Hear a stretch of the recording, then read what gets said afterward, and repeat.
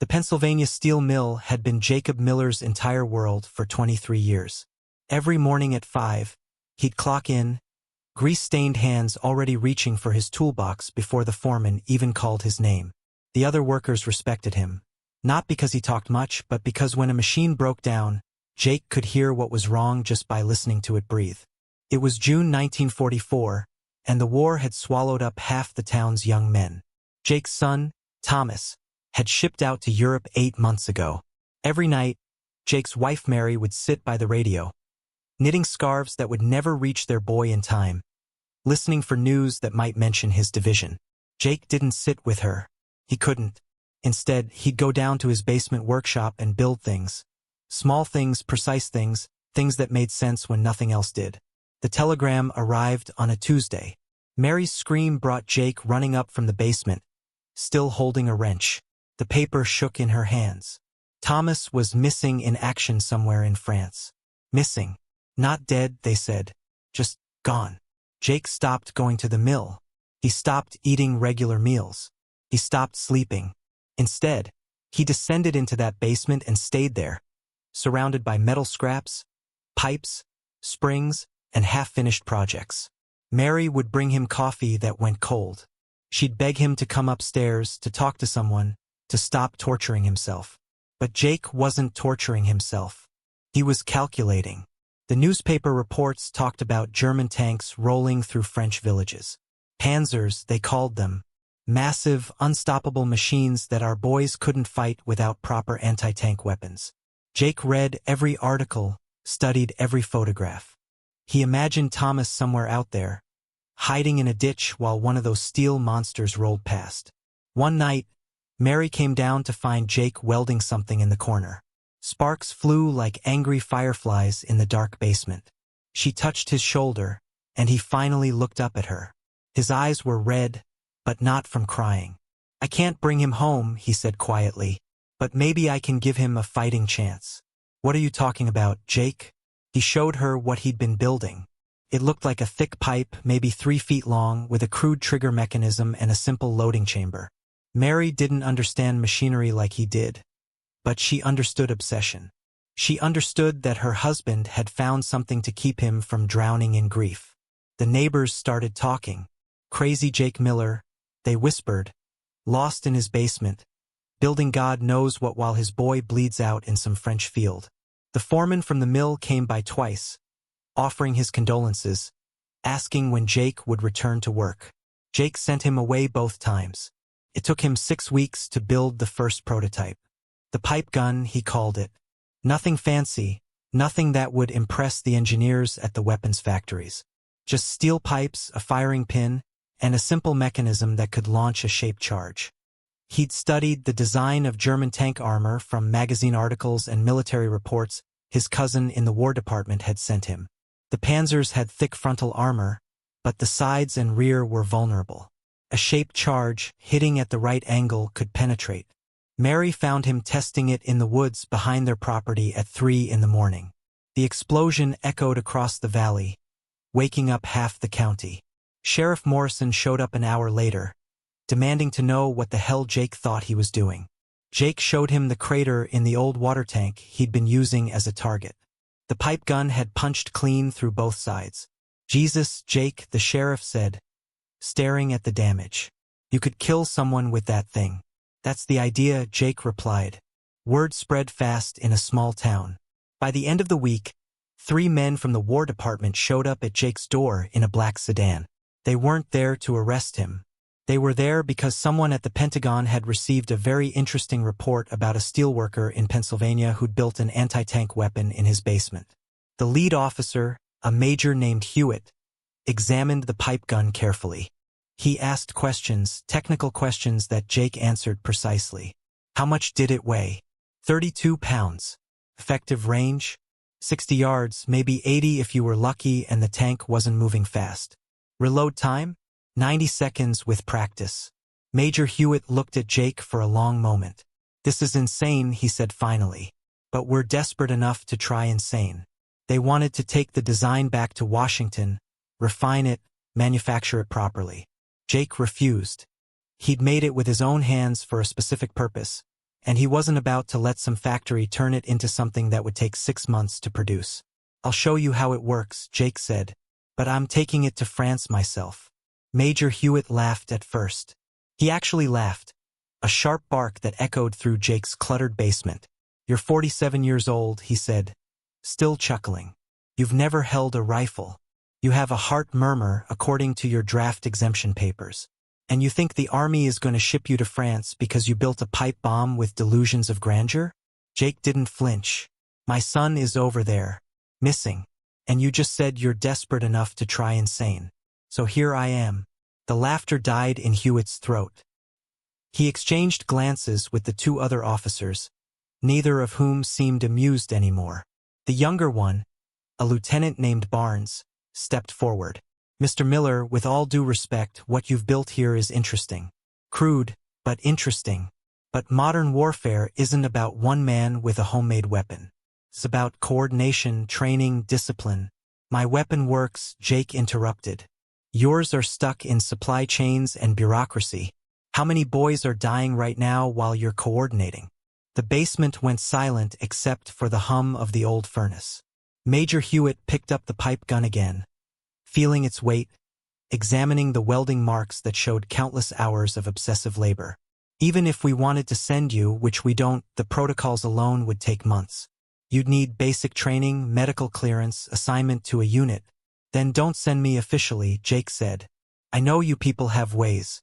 I read the papers. I know about the OSS, the special operations, the things that don't make the news. You want to see if this works? Get me close to the front. Give me 2 days. If I can't prove it works, I'll come home and you can forget I ever existed." Barnes shook his head. "This is insanity. We can't just drop a civilian into a combat zone because he's grieving his son." But Hewitt was still holding the pipe gun, still thinking. The truth was, they were desperate. The Allied advance through France was ahead of schedule, but the armored divisions were taking brutal casualties. Every day, reports came in about Panzer units ambushing supply columns, about villages that couldn't be taken because a single tank held the main road. The standard bazooka was effective but in short supply. Anything that could knock out a tank was worth considering. "1 week," Hewitt said finally. "You get 1 week of abbreviated training. If you survive that, if you can demonstrate basic competence, I'll see what I can do. But I'm not promising anything." Mary found out that night when she came home from her shift at the hospital. Jake was packing a duffel bag in their bedroom, moving with a purpose she hadn't seen in months. When he told her what he was planning, she dropped the groceries she'd been carrying. Apples rolled across the hardwood floor. "You can't be serious," she whispered. "Jake, you'll die over there. You're not a soldier." "I'm a father," he said quietly, "and I'm not going to sit here making widgets while Thomas is out there alone." She tried everything. She begged. She cried. She got angry, throwing one of his shirts across the room. She brought their daughter Catherine over, hoping the sight of her grandchildren would change his mind. Nothing worked. Jake had made his decision with the same stubborn certainty he applied to fixing broken machinery. The morning he left, Mary stood on the porch in her bathrobe, arms wrapped around herself against the October chill. The black sedan waited at the curb, engine running. Jake kissed her forehead, held her for a long moment, then picked up his duffel and the wooden crate containing his pipe gun. "You bring yourself back," she said, her voice breaking. "I've already lost one. Can't lose both." Jake didn't answer. He couldn't promise something he might not be able to keep. The training was brutal. They took him to a facility in Virginia where other men who didn't officially exist learned skills the regular army didn't teach. Jake was twice the age of most trainees. His knees ached after the obstacle courses. His shoulders screamed after weapons drills. The younger men looked at him with a mixture of pity and confusion. On the 3rd day, during a live fire exercise, Jake collapsed, just dropped face first into the mud, his heart hammering irregularly in his chest. The medic rushed over, already reaching for his pulse. Barnes was there seconds later. "That's it," he said. "You're done. I'll arrange transport back to Pennsylvania tomorrow." But Jake wasn't done. That night, he snuck out of the barracks and found Major Hewitt in his office, still working by lamplight. He stood in the doorway until Hewitt looked up. I didn't come here to pass your tests, Jake said. I came here to kill tanks. Either put me on a plane to France or shoot me right here, because I'm not going home. Hewitt stared at him for what felt like an eternity. Then he picked up his phone and made a call that would change everything. The C-47 transport rattled like a dying engine as it descended through the morning fog over Normandy. Jake sat wedged between supply crates, his pipe gun strapped across his lap, wondering if this was how Thomas had felt on his way into combat. This strange mixture of terror and inevitability. The loadmaster, a kid from Ohio who couldn't have been more than 19, kept glancing at Jake like he was looking at a ghost. They landed at a forward airstrip that was little more than a muddy field with some metal planking. Major Hewitt had pulled strings Jake didn't understand, called in favors from people whose names were probably classified. The official story was that Jake was a civilian contractor testing experimental equipment.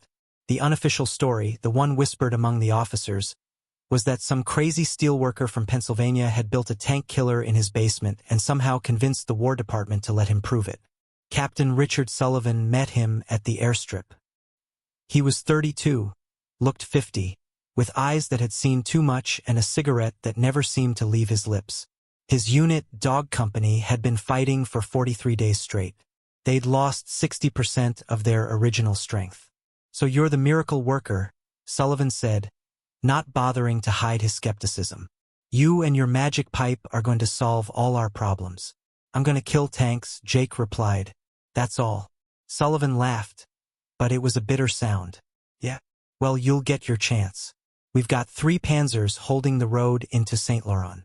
They've been sitting there for 5 days, picking off anything that moves. Lost 8 men yesterday trying to flank them. You want to play hero with your homemade toy? Be my guest. They gave Jake a helmet that didn't fit right and a uniform that smelled like its previous owner hadn't made it home. The other soldiers watched him with expressions ranging from curiosity to outright hostility.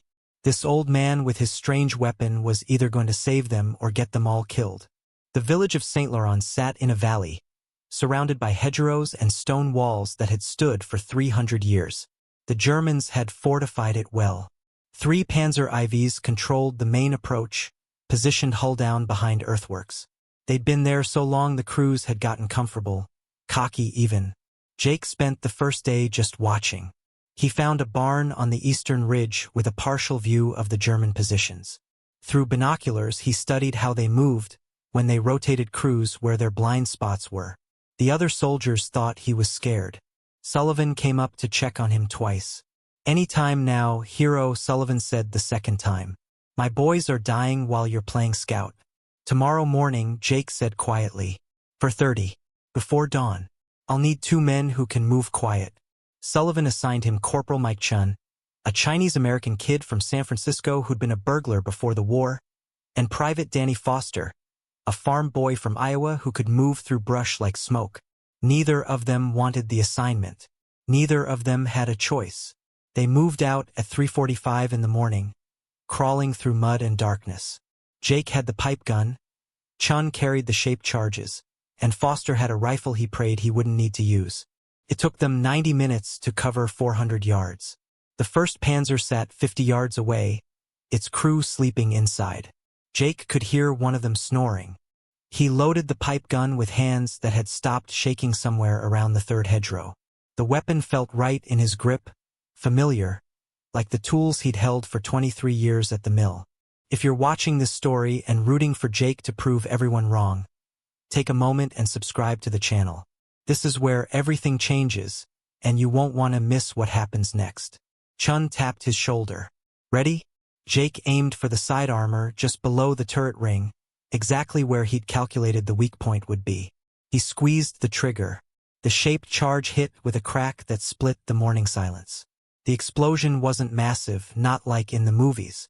It was focused, precise, deadly. The Panzer shuddered. Smoke began pouring from the hatches. 30 seconds later, German soldiers erupted from the tank, coughing, screaming, running. Foster raised his rifle, but Jake pushed the barrel down. Let them go, he said. The 2nd Panzer was 60 yards south, its crew now scrambling to get operational. Jake was already reloading. Chun handed him another charge. The movements were mechanical now, born from hundreds of practice runs in his Pennsylvania basement. Load. Fire. The second Panzer died before its turret could traverse to find them. Somewhere in the chaos, someone was shouting coordinates. The third Panzer started its engine, beginning to reverse. Jake's hands moved faster. The third charge slammed into the rear armor as the tank tried to escape. The engine compartment erupted in flames. 3 Panzers. 8 minutes. One homemade weapon built by a grieving father in a basement workshop. Captain Sullivan found them 20 minutes later, still hiding in the hedgerow, waiting to see if more Germans would come. He just stood there, staring at the burning tanks, his cigarette forgotten in his hand. Word spread through the Allied lines like electricity through copper wire. By noon, officers Jake had never met were showing up at Dog Company's position, wanting to see the pipe gun, wanting to meet the madman who'd knocked out 3 Panzers with a weapon that looked like it belonged in a plumber's truck. Sullivan's radio wouldn't stop crackling with requests from battalion, from division, from people so far up the chain of command that their names came with multiple stars. Jake sat on an ammunition crate, methodically cleaning his weapon while chaos swirled around him. His hands were steady now. The terror that had gripped him during the crawl through the hedgerows had burned away, replaced by something colder and more useful. He understood now what Thomas must have felt, what all these boys felt. The strange clarity that came when death stopped being hypothetical. Major Hewitt arrived by jeep that afternoon, his uniform somehow still crisp despite the mud and destruction everywhere. He found Jake in the barn, making adjustments to the firing mechanism. For tanks, Hewitt said without preamble. Intelligence confirms you got a 4th one this morning that we didn't know about. Ammunition dump behind the 3rd Panzer cooked off when you hit it. Took out a mark for that was hiding in a garage. Jake looked up from his work. My son, Thomas Miller. Have you heard anything? Hewitt's expression softened slightly. He pulled a folded paper from his pocket. We've been looking. Your boy's unit was overrun near Corentin back in June. Most were killed or captured, but some scattered into the countryside. The French resistance has been finding stragglers, keeping them hidden. We have reports of an American soldier matching Thomas's description in a village about 40 miles from here. Jake's hands stopped moving. His heart, that unreliable organ that had almost ended his journey before it started, suddenly felt like it might burst through his ribs. We can't confirm it's him, Hewitt continued. But I thought you should know. I've authorized a reconnaissance patrol to check it out. They leave at dawn. I'm going with them, Jake said immediately. Hewitt shook his head. You've done what you came to do. You've proven your weapon works. Now let the real soldiers. The real soldiers have been getting killed by those tanks for months. Jake interrupted, his voice hard. I came here for my son. The tanks were just in the way. Before Hewitt could respond, the air raid siren started wailing. German aircraft, someone shouted, and everyone scattered for cover. But it wasn't aircraft. It was something worse. 2 Tiger tanks emerged from the tree line half a mile away, their massive guns traversing slowly across the American positions. Tigers, the heaviest, most feared tanks in the German arsenal. The Panzers Jake had destroyed were dangerous. These were nightmares made of steel. Sullivan appeared at Jake's elbow, his face pale. Those things have armor twice as thick as the Mark IVs. Your pipe gun won't scratch them. Jake was already loading a charge, his movements automatic. Won't know until I try. You're insane. We need to fall back. Call in air support. There's no time, Jake said. He grabbed Chun and Foster, both of whom looked like they wanted to be anywhere else. We do this the same way. Fast and quiet while everyone else keeps them distracted. They moved through the chaos like shadows, using the smoke and confusion as cover. The Tigers were advancing methodically, their commanders confident that nothing in this sector could threaten them. They were right about almost everything. Jake got to within 40 yards of the lead Tiger, closer than he'd ever been to any target. At this range, he could see the rust on the treads, the dents in the armor from previous engagements. He could see the commander standing in the turret hatch, scanning the battlefield through binoculars. The weak point on a Tiger wasn't the front or sides. It was the lower rear plate where the engine accessed cooling air. Jake had read about it in a technical manual Hewitt had given him. The armor there was only 80 millimeters instead of the 180 millimeters everywhere else. He'd have to hit it perfectly. One shot. If he missed, the Tiger would turn that massive gun on their position and erase them from existence. Chun was praying in Chinese. Foster had his eyes closed. Jake lined up the shot, compensating for distance and angle, letting decades of precision work guide his hands. The shaped charge flew true. The explosion seemed too small at first, just a bright flash against the Tiger's rear.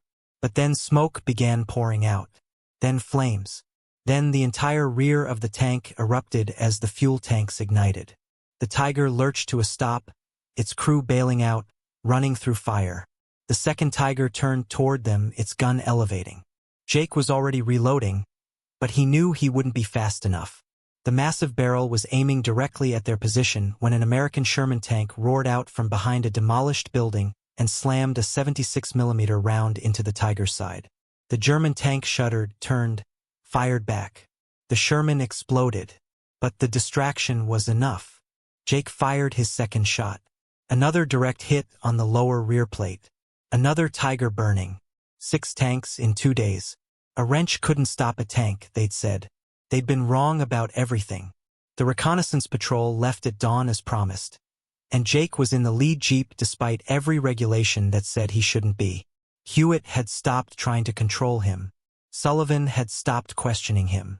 When you kill 6 German tanks with a homemade weapon, people stop telling you what you can't do. The village was called Beaumont, a cluster of stone houses that had somehow survived the war mostly intact. The resistance contact, a woman named Marie who couldn't have been older than 25, met them at the edge of town. She spoke decent English with a heavy accent that reminded Jake of a French teacher he'd had in high school. "The American soldier is in the church basement," she said, leading them through narrow streets.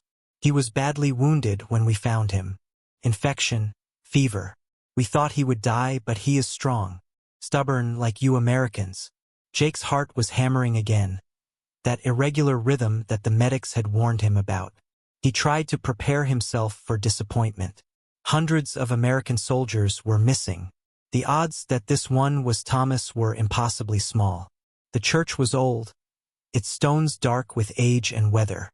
Marie led them down worn steps into a basement that smelled of mildew and medicinal alcohol.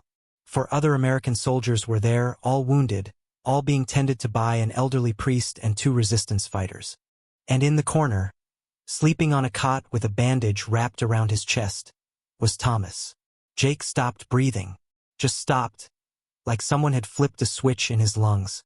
Thomas was thinner than he remembered. His face hollowed out by pain and hunger. There was a scar on his left cheek that hadn't been there before. But it was him. It was his son. He crossed the basement in 3 steps and dropped to his knees beside the cot. His hand, the same hand that had built the pipe gun, that had fired the shots that killed 6 tanks, trembled as he touched Thomas's shoulder. Thomas's eyes opened slowly, unfocused at first. Then recognition dawned, and with it, confusion so profound it was almost comical. "Dad?" His voice was barely a whisper. "Am I dead? Is this heaven?" "You're alive," Jake said, and his voice broke on the last word. "You're alive and I'm here and we're going home." Thomas tried to sit up, winced, fell back. "What are you doing here? You're supposed to be in Pennsylvania. You're supposed to be at the mill." "I built something," Jake said. "Something that could help. Something that could get me close enough to find you." Over the next hour, while the medics checked Thomas's wounds and declared him stable enough to transport, Jake told him everything. The telegram, the basement workshop, the pipe gun, the training, the 6 tanks. Thomas listened with the expression of someone hearing a fairy tale.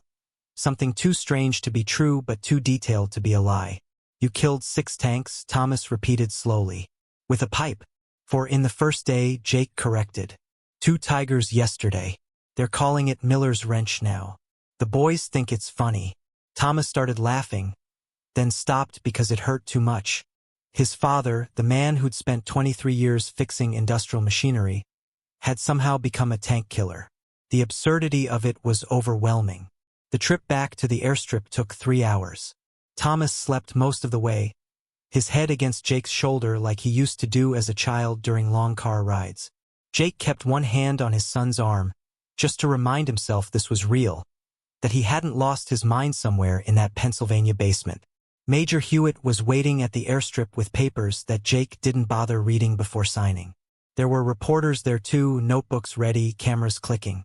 They wanted the story of the civilian who'd built a tank killer and used it to find his missing son. They wanted quotes about American ingenuity and determination and the unbreakable bond between father and son. Jake ignored them all. He helped Thomas onto the transport plane, made sure he was strapped in securely, then sat beside him with the pipe gun across his lap. Sullivan appeared at the door just before they closed it. "For what it's worth," Sullivan said, "I was wrong about you. That thing you built saved a lot of lives. My boys wanted me to tell you thanks." Jake nodded. "Just bring them all home, Captain. Every single one." The plane lifted off into gray skies. Below, France was still burning, still fighting, still dying. But Jake was done with that now. He'd come to do 2 things: prove his weapon worked and find his son. Both missions accomplished. Thomas stirred, opened his eyes. "We really going home?" "We're really going home," Jake confirmed. "Mom's gonna kill you for this, you know. She's going to absolutely kill you." Jake smiled for the first time in months. "I know. I'm counting on it." The plane turned west, toward the ocean, toward America, toward a small town in Pennsylvania where a woman had been waiting by the radio every night for 8 months, knitting scarves and praying for news that her men might come home. They were coming home. 3 years later, Jake stood in his basement workshop, but it looked nothing like it had during those dark months of 1944. The walls were painted now, bright white instead of that depressing gray. Mary had insisted on it. She'd also insisted on proper lighting, a radio that played music instead of war reports, and a strict rule that Jake come upstairs for dinner every night at 6 o'clock sharp. He was building something new today, but it wasn't a weapon. It was a cradle, hand-carved from cherry wood, with intricate designs along the rails. Thomas and his wife Jennifer were expecting their first child in 2 months, and Jake wanted it to be perfect. The pipe gun hung on the wall now, mounted like a museum piece, though it would never end up in any museum. The War Department had classified most of what happened during those 2 days in France. The official records mentioned an experimental anti-tank weapon that showed promise but was ultimately deemed impractical for mass production.